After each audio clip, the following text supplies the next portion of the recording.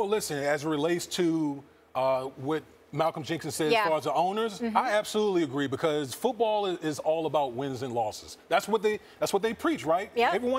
Everyone in football preaches about wins and losses. So if we're gonna break this down, let me break this down, really break this down, okay? So everyone talks about Colin Kaepernick. Oh, he's garbage, he's trash, he's terrible, right? When you look at Colin Kaepernick last year with the 49ers, okay? Last year, his leading receiver was Jeremy Curley, who was traded to the 49ers 2 weeks before the season.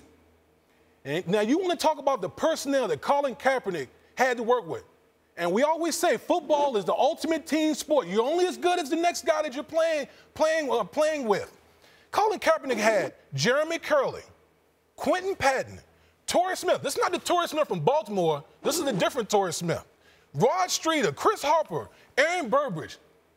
Tell me how many quarterbacks out there can be prolific with a guy who's basically coming in 2 weeks before the season and leading your team in receiving. Colin Kaepernick, QBR, 23rd in the league. No one's saying that's Aaron Rodgers-esque, 23rd in the league. That's higher than Ryan Tannehill. That's higher than Cam Newton. That's higher than Eli Manning, Blake Bortles, Ryan Fitzpatrick. Now, am I sitting here saying that Colin Kaepernick is better than Cam Newton or Eli Manning? No. But what I am pointing to is the fact that this notion that Colin Kaepernick can't even be on a roster to compete for a job is just preposterous. There's nothing that you can point to that says that Colin Kaepernick should not be on a roster right now. Michael Vick, before he went to prison for 2 years for dogfighting, had the same QBR as Colin Kaepernick. Wow. Michael Vick got signed a month after being released from prison, knowing that with the Philadelphia Eagles, knowing that Michael Vick was going to be suspended. This is a guy who committed a felony that still ultimately missed 2 seasons in the NFL and still was signed by the National Football League.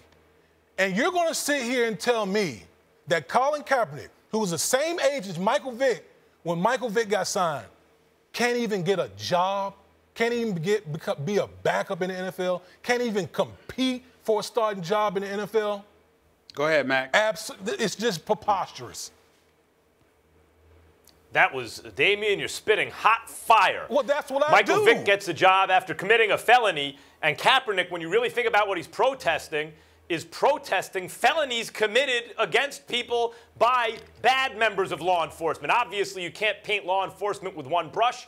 I know a lot of good cops who hate it when they see bad encounters between law enforcement and the community because those bad apples give them a bad name and they go to great lengths to do their job properly, and it's a very dangerous and difficult job. Nevertheless, Kaepernick, when you really think about what he's protesting, is protesting felonies. That's what he's protesting. And Vick committed a felony, gets another job. Kaepernick doesn't because his stance is unpopular with many. Not all, because with many it's also popular. But with many it's unpopular.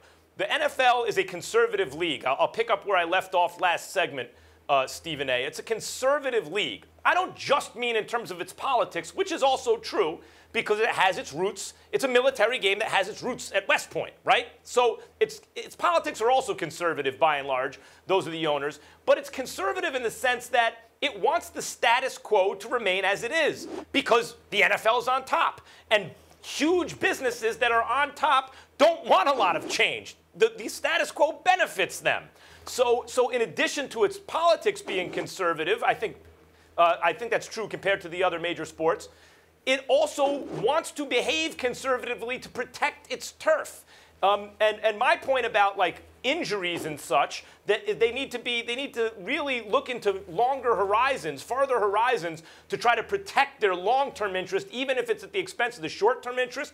I don't know that I'm even going to make that case here. Maybe it's better for their business even if they drum Kaepernick out of the league. But we have to say that that's what's happening. He's being, and at first I was not quick to say this. I said it's way too early at first. Let's see how this shakes out. Maybe he's only looking for a starting job and he's a kind of a bubble starter. but he doesn't have a starting job. He doesn't have a backup job. He's better than all the backups and a couple of the starters, and there are job opportunities, and he's not getting them. And that message being sent by the owners will have its intended effect, which is to have a chilling effect on the exercise of First Amendment rights. Those who say, incidentally, as Will Cain did yesterday, and he'll be back on to defend that position, I'm sure, in the future, that sure, you have the right to exercise your First Amendment rights, but if you do, there are consequences to that behavior. But if the consequences are always 100% of the time that you won't get a job, for example, in the NFL, then in fact what we're saying is we're paying lip service to our First Amendment rights while saying, but you should never actually exercise them.